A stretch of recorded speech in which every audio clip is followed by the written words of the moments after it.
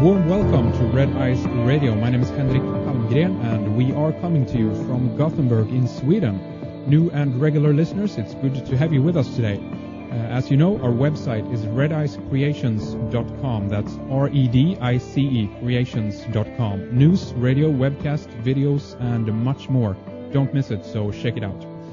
Okay, today we have Mike Bara with us. He is the co-author, together with Richard Hoagland, on a book called The Dark Mission. This is the secret history of the National Aeronautics and Space Administration, NASA. Their website is darkmission.net, where you can read more about their book, the authors, and follow their blog, and of course get a copy of the book. I also want to mention that Mike was featured in a film called Moon Rising by Jose Escamilla recently on the similar topic of the anomalies and strangeness of the moon.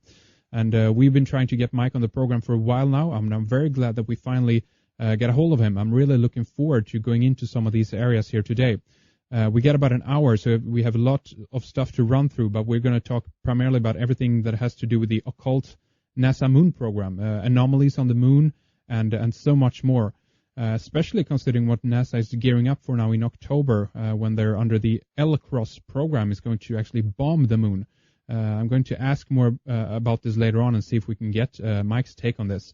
But anyway, Mike Bara, welcome to Red Ice Radio. It's very good to have you with us today. And thanks for having me, Henrik. It's good to be here.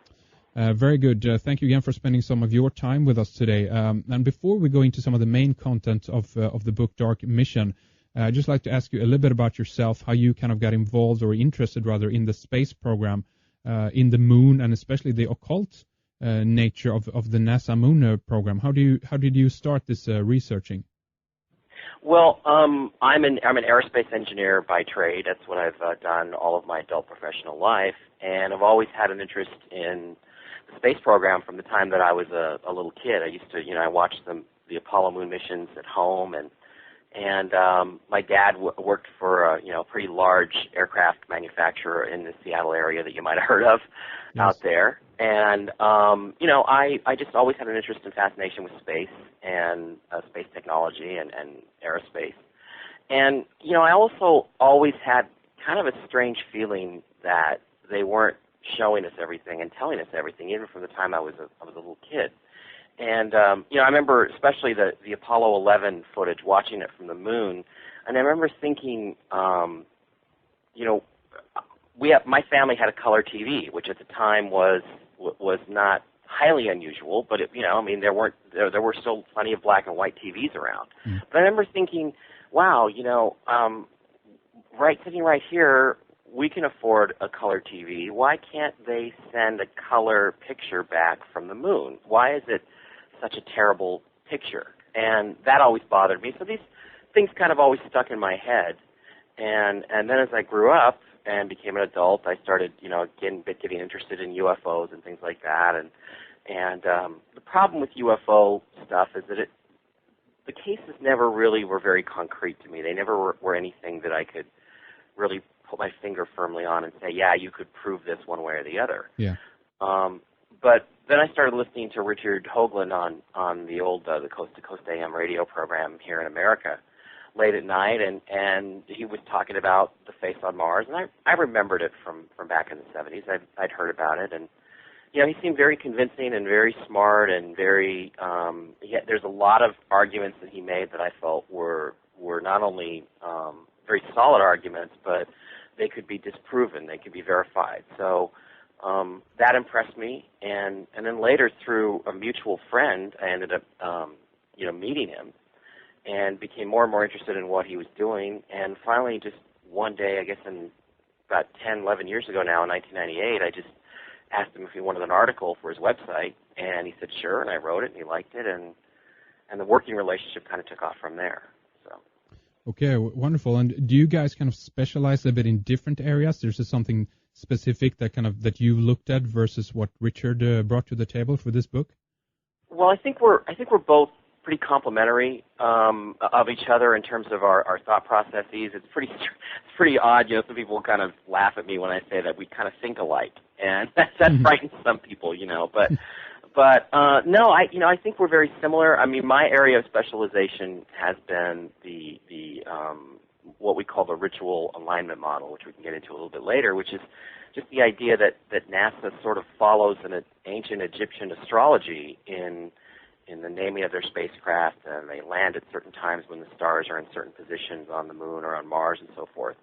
And that really became the thing that I was the most interested in as we started working together. But, I kind of cover all aspects of it. The physics is a little bit more his realm than mine, but a lot of the ruins and the artifacts and the architecture and the structural stuff I can relate to because I am a structural engineer. So that, I can definitely look at things that he's pointing out and see them in 3 dimensions, see them in my head and say, yeah, this is definitely, looks to me like something that was built, not something that was just randomly formed by geologic processes. So yes. I guess the answer is, that we do tend to specialize more in certain areas, but pretty much we overlap quite a bit. We're both sort of generalists. We both see the bigger picture.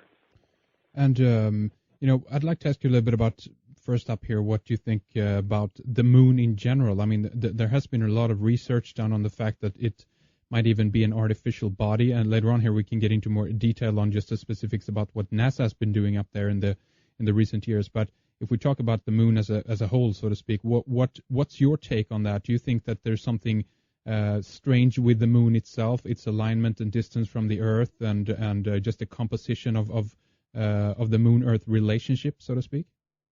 Yeah, I will just not hesitate and say that I think it's artificial. I mean, there was a really terrific book written by a couple of guys a few years ago. I forget the title of the book and I forget the authors, but maybe we could dig it up at some point. But where they basically laid out the case of the idea that the moon itself is most probably artificial, and they really did an excellent job of putting together arguments from some of the early researchers, people like George Leonard and then Richard's work and lots of other people that they put together. And I think the whole thing is artificial. The distance, the exact circumference is 2,160 miles, okay, which is a very specific number that relates to, it's 2,160 years for the Earth to pass through one house of the precessional cycle.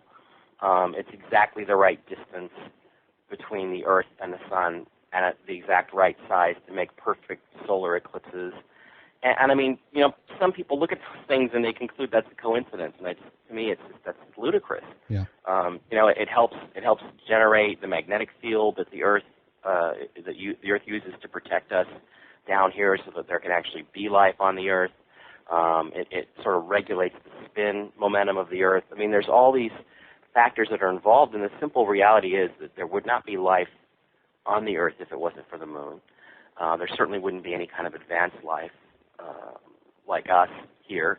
And there's just way too many things about the moon itself that are remarkable, amazing, astronomical coincidences for it to be a kind of a random thing. And also, as we look around, the rest of the solar system and the other solar systems out there that we can observe, we don't see yet, maybe there will be, but right now we don't see any other similar relationships of two bodies of such similar size in a tidal lock.